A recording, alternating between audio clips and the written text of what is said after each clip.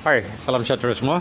Hari ini kita akan tengok cara untuk hidupkan enjin diesel. Okey, yang ini generator ya. Generator dia pakai enjin diesel.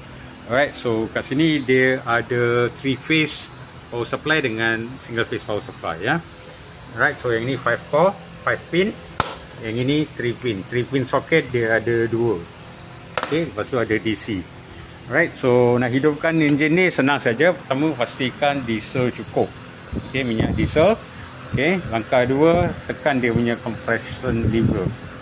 Okey, dia dah tekan, dah duduk dalam, tarik dia keluar.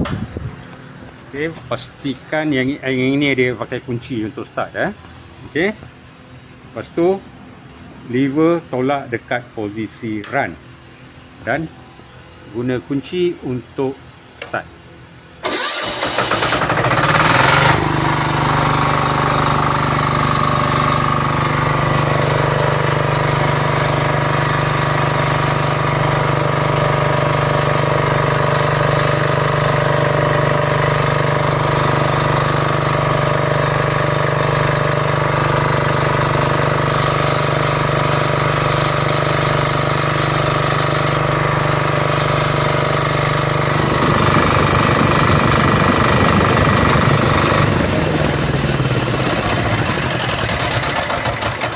Nak matikan enjin, off switch ni dulu dan tekan lever merah ni untuk stop enjin.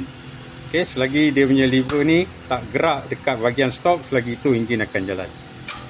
Alright, itu saja.